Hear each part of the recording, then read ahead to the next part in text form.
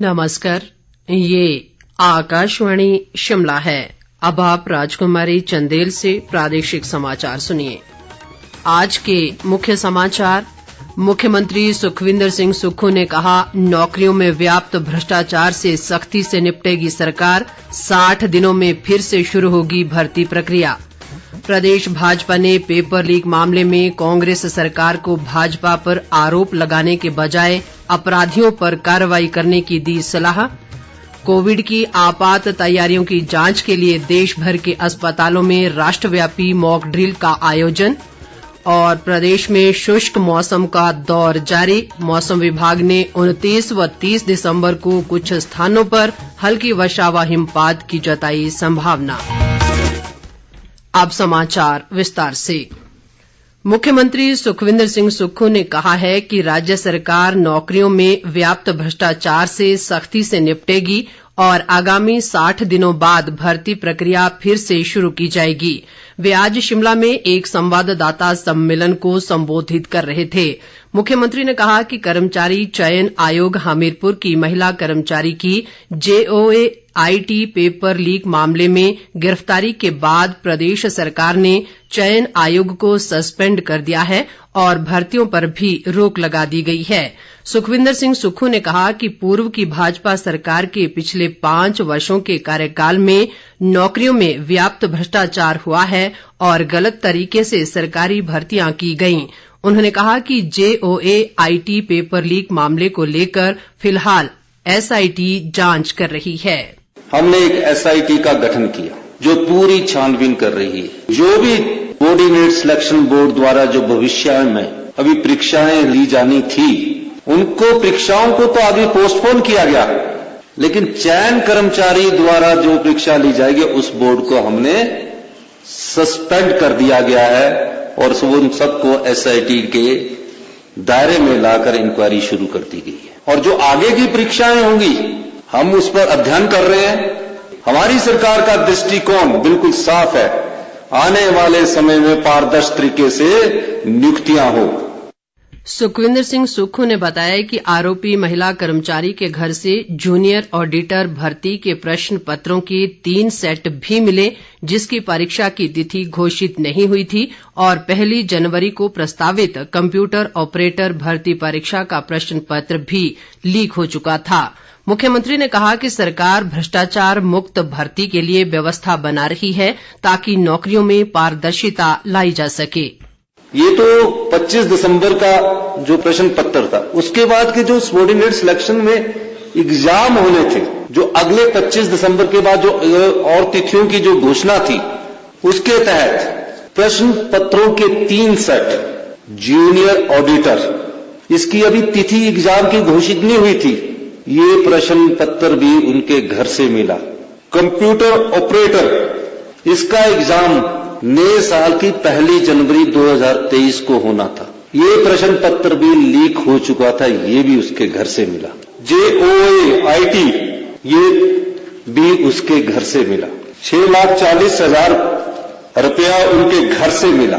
और ये कोई छोटी बात नहीं है कि जो सबऑर्डिनेट सिलेक्शन बोर्ड के कर्मचारी थे वो सब शंका के दायरे में आ गए और ये जो धंधा था पिछली भारतीय जनता पार्टी की सरकार से शुरू हुआ। सुखविंदर सिंह सुक्खू ने स्पष्ट किया कि हिमाचल में भ्रष्टाचार के प्रति कांग्रेस का 0 टॉलरेंस का वादा है और सरकार इस दिशा में आगे बढ़ रही है। नेता प्रतिपक्ष व पूर्व मुख्यमंत्री जयराम ठाकुर ने आज शिमला में मुख्यमंत्री सुखविंदर सिंह सुक्खू से भेंट की। ये एक शिष्टाचार भेंट थी। इस अवसर पर उप मुख्यमंत्री मुकेश अग्निहोत्री भी उपस्थित थे। इस बीच JOA-IT अभ्यर्थी के एक प्रतिनिधिमंडल ने भी आज शिमला में मुख्यमंत्री सुखविंदर सिंह सुक्खू से भेंट की। प्रतिनिधिमंडल ने मुख्यमंत्री से JOA-IT पोस्ट कोड 817 की चयन प्रक्रिया को जल्द पूरा करने का आग्रह किया। ये परीक्षा प्रदेश कर्मचारी चयन आयोग द्वारा 21 मार्च 2021 को आयोजित की गई थी। मुख्यमंत्री ने प्रतिनिधिमंडल की मांगों पर सहानुभूतिपूर्वक विचार का आश्वासन दिया।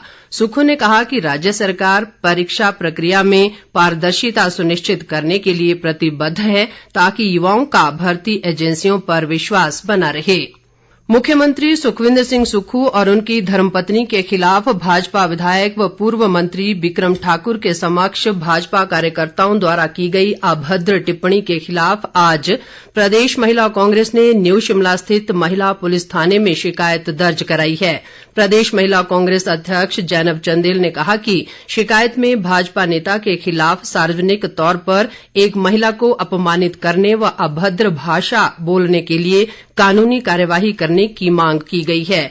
उधर हमीरपुर में भी महिला कांग्रेस ने एक आक्रोश रैली निकाली। प्रदेश भाजपा अध्यक्ष सुरेश कश्यप ने पेपर लीक मामले में कांग्रेस सरकार को भाजपा पर आरोप लगाने की बजाय अपराधियों पर कार्रवाई करने की सलाह दी है। उन्होंने कहा कि पेपर लीक मामले की जवाबदेही मुख्यमंत्री और उनकी सरकार की बनती है, ऐसे में भाजपा पर आरोप लगाना निराधार है। सुरेश कश्यप ने कहा कि कांग्रेस सरकार का शुरुआती दौर ही नाकामियों भरा चल रहा है। उन्होंने कहा कि जब भारतीय जनता पार्टी सत्ता में थी तो उस समय पेपर लीक मामले में तुरंत कार्रवाई की गई और एसआईटी का गठन भी कर दिया गया था। सुरेश कश्यप ने कहा कि कांग्रेस सरकार अपनी कमियों को छुपाने के लिए भाजपा को कटघरे में खड़ा कर रही है, जो कि गलत है। देश में कोविड की आपात तैयारियों की जांच के लिए आज देश भर के अस्पतालों में राष्ट्रव्यापी मॉक ड्रिल आयोजित की गई। इस दौरान ऑक्सीजन संयंत्रों, वेंटिलेटरों, लॉजिस्टिक्स और मानव संसाधनों पर विशेष रूप से ध्यान केंद्रित करते हुए बुनियादी सुविधाओं का आकलन किया गया। प्रधानमंत्री नरेंद्र मोदी द्वारा देश में कोविड स्थिति की समीक्षा बैठक के बाद मॉक ड्रिल आयोजित करने का निर्णय लिया गया। इधर प्रदेश में भी केंद्र सरकार के दिशा निर्देशानुसार कोविड के नए वेरिएंट से निपटने के लिए विभिन्न अस्पतालों में मॉक ड्रिल का आयोजन किया गया।